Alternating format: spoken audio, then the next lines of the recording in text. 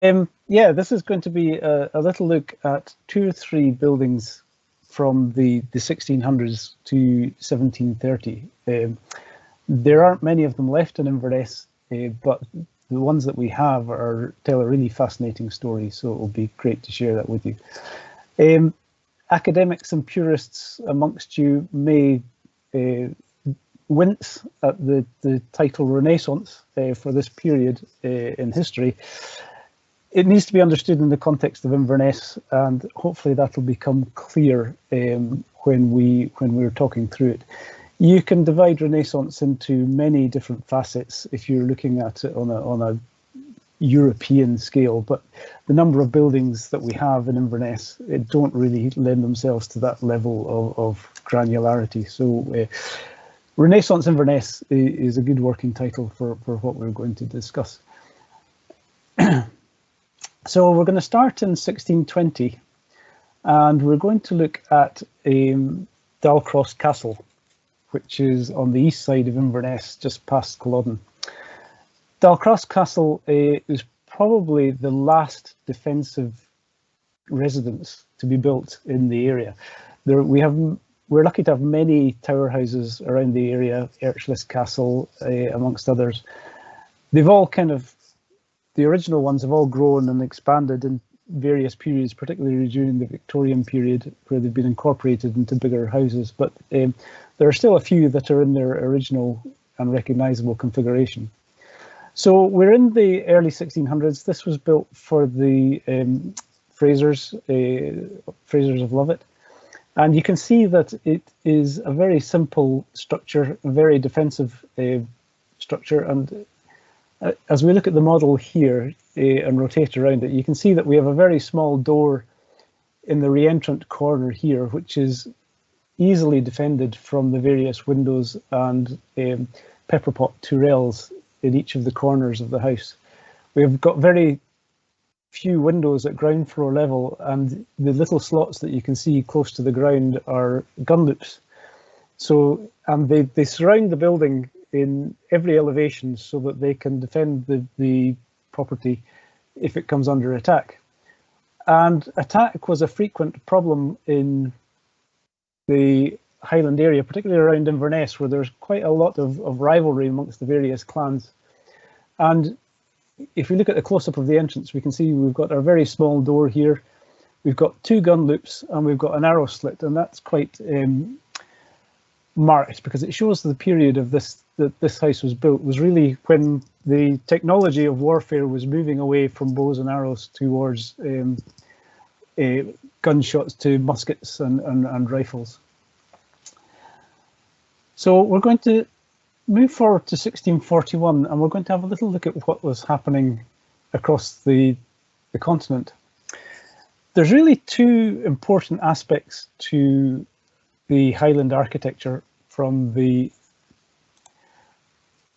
period that we're looking at. One was the fact that the Inverness as a royal borough gave a great amount of freedom to the burghers of the town. They were effectively free men. If you lived outside Inverness, you belonged to one of the clans in whoever's territory you happened to be living in, and you had to show allegiance to them. But the burghers of Inverness were free to trade unencumbered by the clans around them, and they were given protection by the crown to carry out their business. And with Inverness being located, those of you who are familiar with the geography of Scotland will see Inverness. We've got three ports there highlighted on Scotland, one at Leith, one at Aberdeen and one at Inverness. And we can see that shipping routes across the North Sea were fairly straightforward. You could get direct to the continent very easily. And traders were able to build up quite an important and extensive network of trading links. Going by land from Inverness to Edinburgh was really difficult, especially through the winter across the mountains. There were no roads or transport links of any kind at that time. So the sea was the natural way to go. And when we look at the geography, we can see why Inverness became such an important trading point, because as you approach Inverness from the Moray Firth, it takes you straight into almost the heart of the Highlands and the Great Glen, and gives you access to all of the natural resources surrounding the area. And what was going on in the continent at this time? Well, two architects, Peter Post and Jacob van Kampen, were developing a Northern Renaissance style, which was quite simple and quite geometric in its characteristics. It wasn't quite as flamboyant as the Italian Renaissance was. So very simple, focus on square geometry and simple proportions. Here's a photograph or a painting of the Moritz house in The Hague, and we can see that there's a big focus on the face of the buildings. They're very simple geometric squares. The roofs, very important. They've got hipped roofs, which is quite a novel feature at that time. But the real focus was on the walls and on the square geometry that we were looking at. This is a photograph of Charles II at a banquet in the Moritz house in Holland. And at that time, Charles II was in exile from Oliver Cromwell. And the traders in Inverness were well placed to give him a lot of support while he was in exile because of all their trading links. A lot of them had headquarters in Rotterdam and Antwerp and all these places. So they had easy ways of channeling resources and finances across to Charles while he was in exile. That gave them quite a lot of political influence when Charles was restored in 1664, I think, or 1661, sorry, to the throne. And Charles was really interested in the ideas that were developing in Holland at the time. They were very modern and it very much appealed to his taste. So when his court came back to the UK, they brought a lot of these ideas with them. So here we are in 1664, and we're going to look at Inch's house, which is just up from Rigmore in Inverness. The bit that's shaded out at the back is a later development, but the house that we're looking at the front, we can see some very simple forms, very simple geometry, nice square form. And if we look at the layout of the grounds and the space around it, we can see we've got a big welcoming forecourt in front of the house. We've got steps that are inviting people up to the front door. Rather than a defensive stronghold, we're actually inviting people to come in, and we're taking a much more civilized view of our relationship with our neighbours.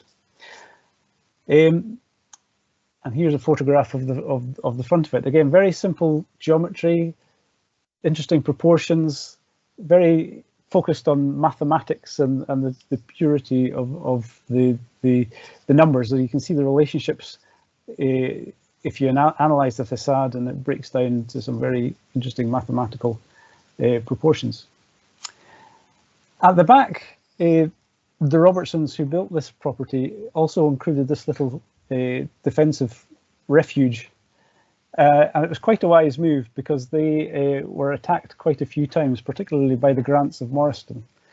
The traders of Inverness were making a lot of money, so they were very cash rich at the time and could afford to spend money on these more refined tastes.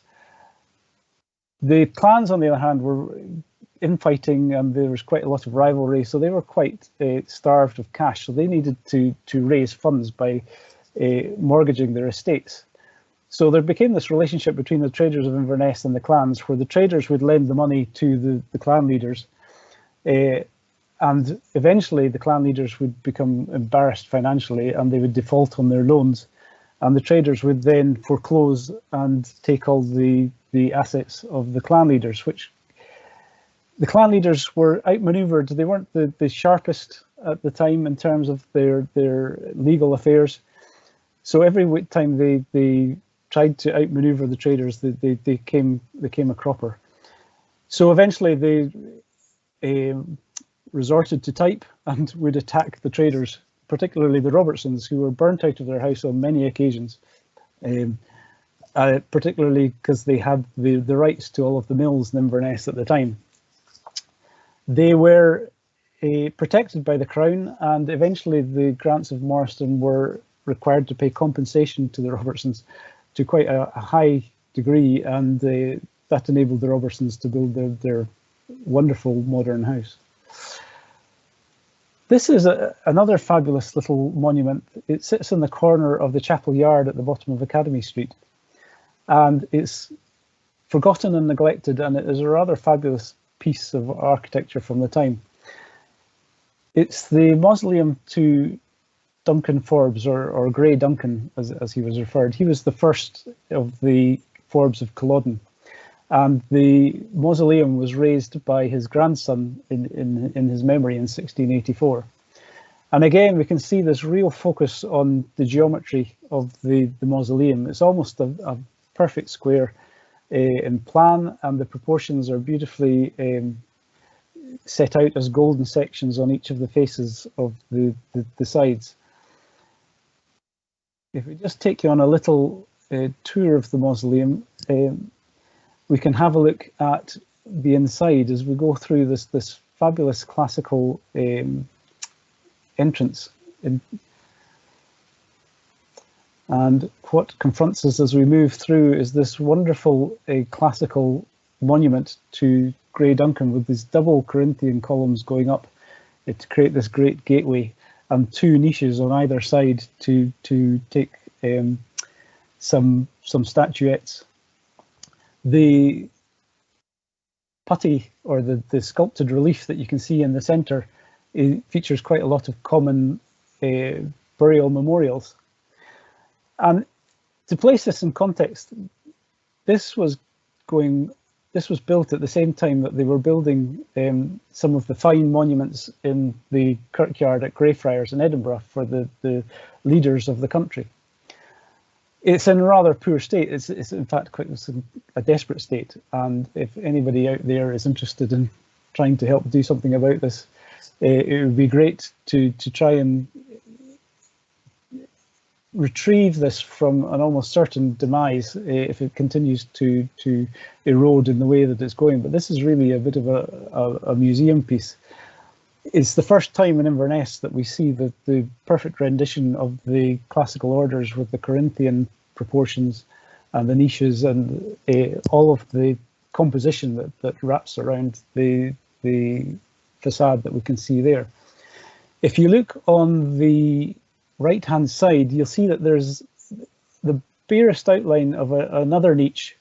So this, what we see is one side of the inside of the square of the mausoleum, and this pattern was intended to be repeated on the adjacent sides, on both sides, as further monuments to the Forbes of Culloden.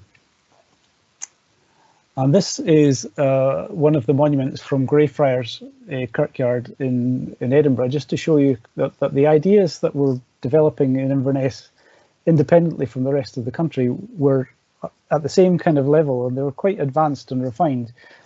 Slightly different because the Renaissance ideas that were emerging in the south of Scotland were much more incorporating a little bit of a mysticism around the royal family and the rights of kings and all of the philosophy around the Stuart dynasty that was developed by James I. So there's a little bit more confusing mysticism around some of the stuff that was going on down in Edinburgh. What was happening up in the north around the Murray coast was much purer, just based on the mathematics and the geometry of simple solids, Platonic solids. So we're going to take a step forward to 1715, and we're going to have a look at Balnain House. This is the map of 1821. It's the Woods map. It's quite a bit after Balnain House was built, but it's very useful because it shows the composition of the grounds, because what we see of Balnain House today is just a remnants of a much bigger composition. And of particular interest is the two outlying pavilions that we see on the roadside or the riverside at the River Ness. So this is all that remains of the headquarters of the Duff dynasty, which was the big trading company that had a huge empire that stretched across the Murray coast all the way to Aberdeen and over to the Low Countries. This is what it would have looked like originally. We would have had the pavilion set on either side with the Balnain House sitting in the middle and forming quite a generous forecourt around the front of the development. The Duff family went on to have quite quite a legacy of architecture in the north. So this is Balvenie House, which came a little bit later in the 1720s, and we can see the further development of these ideas in the Scottish context. Still very simple. We still don't have the elaborate columns and pilasters that we sometimes associate with Renaissance architecture, but we have the development of this geometry to create this wonderful cubic form of architecture. And of course, they went on to develop Duff House, which is the probably more famous Robert Adam building. But they were still using at this time quite notable architects. So this was James Gibbs that designed this building. So another northern architect that was at the forefront of the Renaissance at the time. So I'm just going to give you a wee plug for the Architecture of Inverness, the book, which explores a lot of these ideas in a lot more detail. What's most revealing about this period of architecture is just how wealthy and just how connected Inverness was to the continent and the ideas that were coming out at the time. And we tend to focus an awful lot on the Battle of Culloden and the clans and the infighting that was going on in the power struggles and the politics of the country at the time. And we forget about while that was going on, the traders of Inverness and the traders of Aberdeen were building up big empires and were looking at ideas that were progressive and modern and developing their own take on them because of this separation and this lack of communication with the rest of Scotland. They were able to take their own interpretation of the ideas and develop them.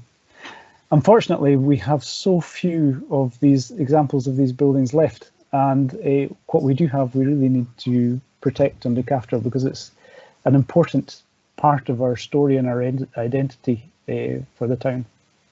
So I'll leave you there, and I'll pass back to the panel.